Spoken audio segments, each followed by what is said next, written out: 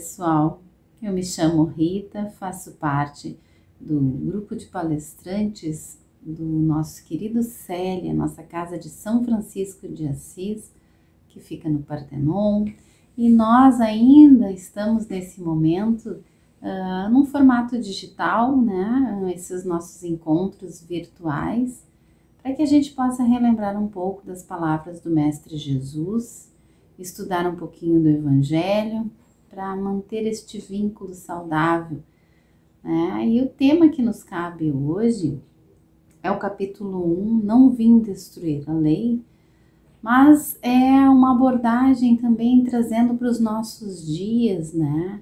A nossa determinação na nossa jornada diária, na nossa jornada de vida, que viemos fazer aqui, como estamos nos empenhando, a nossa determinação para tudo isso. Eu então convido a todos que a gente possa fazer uma breve oração, agradecendo esses minutos de convívio, agradecendo essa oportunidade de parar um pouquinho e pensar nas palavras do nosso Mestre Jesus, pedindo que a espiritualidade então esteja conosco. Aqueles que se sentem confortáveis podem fechar os olhos. Quem já esteve na nossa casa querida pode se imaginar lá naquele lindo auditório aconchegante que é, recebendo essas energias, sendo acolhido por todo aquele pessoal. Quando a gente chega na casa, nos acolhe, nos direciona para os trabalhos da casa, e que a gente se sente confortavelmente, respire fundo e peça então que os nossos mentores estejam conosco, hoje e sempre, onde quer que nós estejamos. Que a mensagem do nosso querido irmão, do nosso querido Mestre Jesus, possa fazer sentido e possa fazer morada em nossos corações, e que assim seja. Então vamos a esse estudo hoje. Esse capítulo, Não Vim Destruir a Lei, é o primeiro capítulo do Evangelho, o Evangelho que é a obra codificada de Allan Kardec, né, na luz da doutrina espírita, nos explicando então essa trajetória toda da nossa evolutiva nossa, né? Então esse capítulo trata das 3 revelações. O que são as 3 revelações? Moisés, né, que veio em primeiro lugar preparando já todo aquele povo. Depois o Cristo, Jesus Cristo, que veio e então deu aquela refinada, né, mostrando para nós de que forma nós poderíamos então melhorar a nossa conduta moral. E depois então mais tarde o Espiritismo, que veio então esclarecer um pouco mais. Reparem que esse capítulo trata bem do nosso momento de evolução. Então, nos primórdios lá, quando Moisés veio e passou para nós os 10 mandamentos e também os 10 mandamentos que eram, então, as leis divinas, e além disso, a lei de Moisés tinham lá 600 e tantas normas de conduta da sociedade. Porque aquele povo ainda era um povo muito rude, e aquele povo, né, somos nós lá na nossa caminhada evolutiva, né? Precisava então de leis mais enérgicas, de um Deus, de uma figura de Deus, um Deus único, né? E uma figura de Deus mais severa, um Deus assim que colocasse medo, um Deus que fizesse as pessoas fazerem as coisas ainda por medo, né? Agirem de uma forma correta por medo. Depois disso, Moisés preparou então aquela terra, né? Preparou todo aquele povo para então a mensagem do Cristo, que veio e disse que não veio destruir a lei, ele não estava ali para negar as leis de Moisés. Mas naquele momento já se tinha passado por todo aquele trabalho evolutivo, nós como humanidade nos encontrávamos num momento mais propício a então um aprofundamento destas leis no sentido mais amplo. Então Jesus trouxe a visão do amor, deste pai amoroso, deste pai que cuida dos seus filhos, deste pai que não é um pai punitivo, mas sim um pai amoroso. E Jesus veio então, através das suas parábolas, das suas pregações, do seu exemplo, do seu ensinamento, nos preparando então, moldando o nosso coração, né? Nos ensinando que muitas daquelas leis de Moisés eram muito severas e nós já tínhamos uma qualificação para melhorarmos. Então ele não veio contrariar, ele deu o entendimento de que aquilo era necessário, mas que naquele momento que ele veio e encarnou, nós já podíamos mais, nós podíamos então começar a enxergar o irmão como o próximo. Então ele ali simplifica os 10 mandamentos, né? Então Jesus não veio destruir a lei, né? Tem uma passagem aqui no capítulo que diz: quanto às leis de Moisés, Jesus teve o cuidado de modificá-las profundamente, tanto no seu conteúdo quanto na forma de aplicá-las. Ele combateu os abusos das falsas interpretações, porque o que acontecia? Moisés, como disciplinou toda uma sociedade, e aí nós vemos aquela parábola, uma das que me lembra bem isso, Jesus comendo, né, sem lavar as mãos. E aí esse tópico não tem nada a ver com higiene, né? Esse tópico tem a ver com um ritual que era proposto de purificação. Então eles lavavam não sei quantas vezes as mãos, de que modo lavavam, para então sentar-se à mesa, porque ali estavam purificados. E Jesus veio dizer que não era o que entrava pela boca que nos contaminava, mas sim o que saía da nossa boca, porque saía do nosso coração. Então ele veio ali esclarecer e aprofundar esses ensinamentos. E aí ele simplificou essa lei, né? Amar a Deus sobre todas as coisas e ao próximo como a si mesmo. E ainda acrescentou: está aí o resumo de toda a lei e de tudo que os profetas vieram ensinar antes de mim. Então Jesus pegou todos aqueles mandamentos e resumiu nisso, que nós, aprendendo a amar ao próximo como a si mesmo, nós estávamos então no caminho. Ele simplificou, ele não criou nada de muitas alegorias, nada de difícil, apenas nos explicou que o caminho que nos leva à perfeição, o caminho que nos leva à evolução, é aprender a amar ao próximo como a si mesmo. E depois Jesus advertiu: o céu e a terra não passarão antes que tudo que está na lei seja totalmente cumprido. Ao falar assim, ele quis dizer que nem o mundo espiritual, nem o mundo material se tornarão melhores sem que exista uma perfeita harmonia entre os homens e o espírito. Ele veio nos dizer que enquanto nós não aprendermos verdadeiramente cumprir com aquilo que ele nos ensinou, não haverá evolução. Então nós vamos ainda caminhando.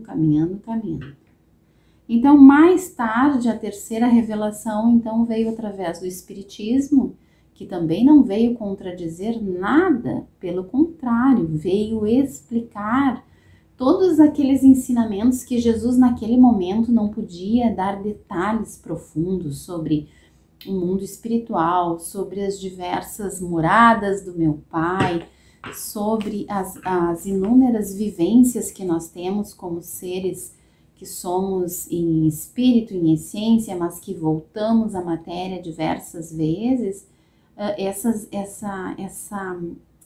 esse aprofundamento disso, naquele momento nós não tínhamos entendimento. Nós recém estávamos saindo então daquele formato das leis de Moisés, de olho por olho, dente por dente, para aprender então esse Deus mais amoroso e o significado de aprender a amar ao próximo, do alto amor, do conhecimento, de tudo isso nós estávamos aprendendo. Imagina nós naquele tempo entendermos ainda sobre isso, que tudo que o Espiritismo veio dizer sobre o magnetismo, sobre os milagres, sobre a nossa força, nossa energia, sobre tudo isso que então o Espiritismo veio depois, quando a Terra, né? Quando nós jamais assim propensos a entender, então o Espiritismo veio nos esclarecer. Mas, gente, o Espiritismo, então, aqui tem outro tópico que fala: o Espiritismo é a nova ciência que vem revelar aos homens, por meio das provas incontestáveis, né, a existência do mundo espiritual, né, não desta coisa materialista com que a gente se criou, se imaginou, né, nesse mundo da matéria. Não, o Espiritismo veio, então, fazer com que a gente entenda que existe um mundo espiritual e as suas relações com este mundo físico. Então, ele veio, né, através dessa forma filosófica e científica, nos trazer esses esclarecimentos. E ainda, né, a aliança que vamos ter no futuro, já temos cada vez mais comprovações, né, quando então a ciência realmente se aliar à religião, no sentido de que uma, por muito tempo, negou a outra, né? E que nós precisamos entender que tudo está interligado, né? Quando tivermos realmente a comprovação científica, já temos, né? Basta querer enxergar, né? Existem sim pessoas ainda muito ligadas a matérias que negam tudo isso. E ainda está tudo bem, né, gente? Cada um tem um momento de enxergar, um momento evolutivo, um momento de se dar conta, né? Mas é chegado o momento cada vez mais, né, de que nós somos instigados a pensar de forma mais ampla, sair da caixinha, né? A pensar de uma forma mais ampla sobre o que afinal viemos fazer aqui. Porque Jesus veio e nos ensinou tantas coisas, né? E nós, qual é o sentido afinal desta vivência aqui? E a gente, é necessário que a gente entenda esses detalhes, que a gente pense sobre isso, para entender de que forma nós vamos ter então essa determinação, essa força na nossa vivência diária. Como trazer esses ensinamentos para a vivência prática disso? Porque é isso que nós temos que fazer, né? Toda a filosofia, todo o estudo, toda a parte intelectual é muito importante, é o que nos faz ter uma fé raciocinada. Mas de nada adianta todo esse conhecimento se nós não colocarmos em prática. Porque o objetivo é a instrução, é o autoconhecimento, para que a gente viva de forma mais plena o nosso dia a dia. Somos seres espirituais, mas estamos vivendo na matéria, uma vida na matéria. E de que forma nós podemos viver esta vida na matéria mais produtiva, que nos leve àquilo que Cristo nos pediu, nos aconselhou, nos deu como exemplo. A literatura espírita, ela é repleta de informativos, de instruções que nos fazem enxergar essa vivência de uma forma mais ampla.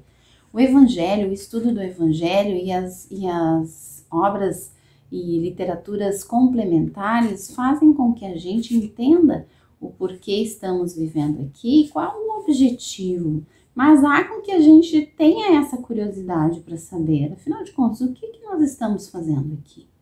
Afinal de contas, de que maneira eu posso realmente colocar em prática no meu dia a dia os ensinamentos de Jesus, para que tenha valido a pena esse ser maravilhoso, amoroso, que veio até nós, encarnou aqui como humano para nos orientar, para dar todo um direcionamento evolutivo para a nossa vida.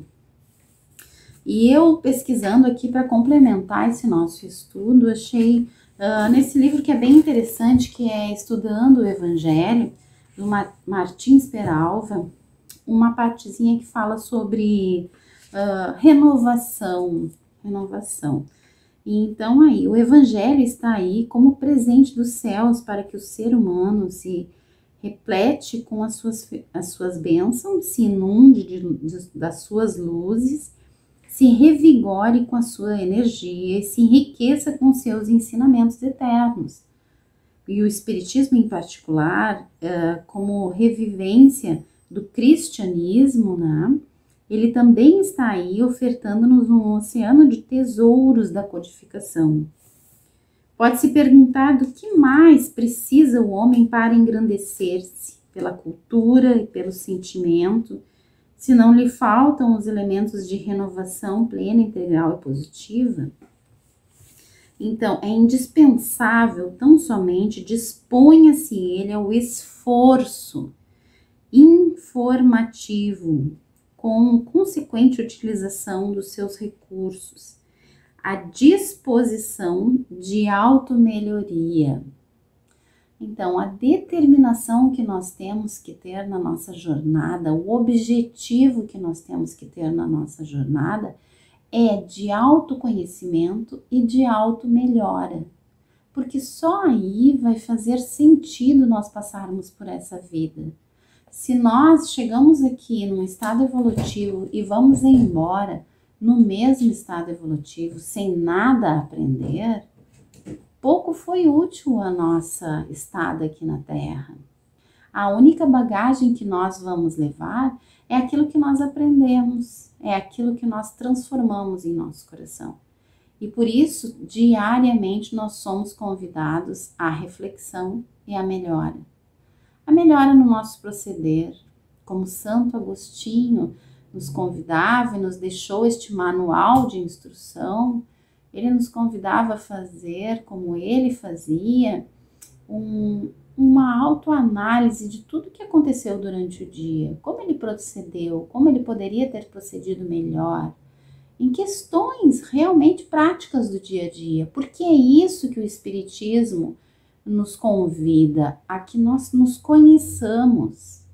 Bom, hoje talvez eu não tenha sido tão humilde, é uma característica que eu tenho que melhorar em mim. De que forma eu posso fazer com que amanhã, no meu dia, eu seja mais humilde? E afora vai, nós temos várias questões a trabalhar em nós. Mas para que isso aconteça, a gente tem que traçar um objetivo, uma meta. Não é como tem assim no final do ano que a gente coloca assim as metas e os objetivos, né? Ah, eu quero conquistar uma casa, um novo emprego, trocar de carro, né? A gente tem esse hábito mais ou menos de imaginar, colocar coisas, sonhos, objetivos e a nossa determinação e o nosso objetivo de ser um ser melhor. Como está isso no nosso dia a dia? Precisamos pensar, não temos mais tempo de prorrogar isso. Isso é fundamental para que a gente tenha, então, uma terra renovada. Quem não quer viver num mundo melhor? Quem não se imagina vivendo num local onde as pessoas sejam mais pacíficas, mais amorosas, onde os irmãos não passem fome nem tenham doenças? Quem não se imagina num local onde não existam mais assassinatos, crimes, roubos? Como gostaríamos, né? Mas toda essa reforma vai depender do nosso empenho diário em nos conhecer e modificar as nossas falhas. É aí que está o convite do Evangelho. É aí que está o convite que Jesus Cristo nos fez quando veio à Terra.